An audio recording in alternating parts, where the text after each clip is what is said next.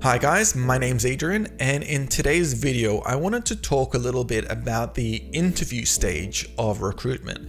Because when you're interviewing for a job, then it means that you're going to have to meet people one-on-one, and this can be a scary experience. I know that it's already very tough to put your name on paper and put in all your experience or even lack thereof and try and present yourself to the best of your ability, but then going in person and talking about that is sometimes very difficult to do. I know that I've sat across from both sides of the table. I've had interviews one-on-one with CEOs, with recruiters, and even sometimes with a group of 7 or more individuals where I'm being judged to see whether I stack up to the piece of paper that I originally presented. And being able to do so requires a number of aspects to be able to cross that line of one-on-one interviews. So I wanted to give some tips to you guys to tell you what I did that helped me be successful in that interview stage. And hopefully this can help you if you're getting to that point where you're always getting to interviews and you just want to cross that line to get the job. Now, the very first tip I have, and this is probably the best one, is to talk about projects you yourself have completed.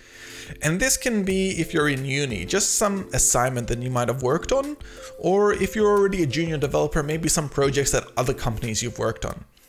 The ability to talk about something that you yourself built will end up making you stop it'll make you stop that nervous feeling that you might have when you're going into an interview. Because when you talk about yourself and something you've passionately put together, something a bit about your work, you can get lost in that journey of describing it.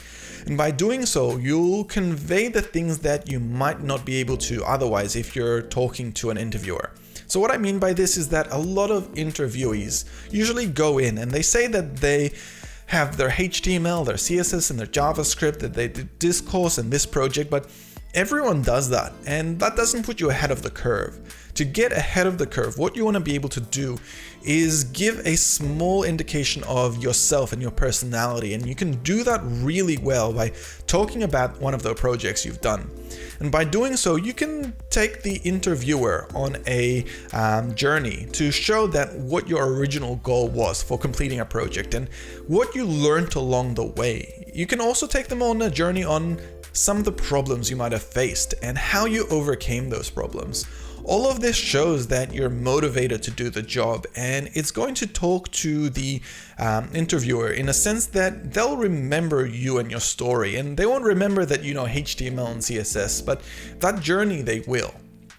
The second tip I would recommend, and this is the one that I always try to do whenever I'm going into any interviews, is to make sure that you're actually interviewing the person as well. It means that you're trying to judge the company and seeing if it's the right fit for you. A lot of people think about just getting the job, but sometimes the job might not be a right fit for them.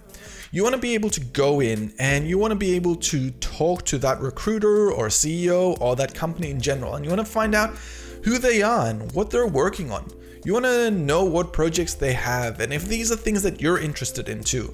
You want to know what sort of a culture and what sort of people work there to see if there are people that you'll get along with. By doing this, you're not only validating the company or the position for yourself, you're also showing interest in the company. And doing this second aspect will really make you stand out because it'll show that you're genuinely trying to understand the company and that you are really caring about that aspect. And doing these 2 tips alone is probably 90% of the whole part of getting interviews. Just doing these 2 things alone will make you shine. There's lots of other tips I can tell you, but I think these 2 should get you started, and I might talk about other tips in future videos. But otherwise, I hope you guys enjoyed this video. It's just 2 things that I really do in interviews that have helped me along the way. I'm going to be doing more interviews with actual real-world people soon to find a position for a junior developer, and I'll give you some feedback on what I was looking for and some of the good things and bad things to do in interviews after I've done those. But for now, I hope you enjoyed this. If you did, hit like, hit subscribe. Otherwise, I'll see you in the next one. Thank you.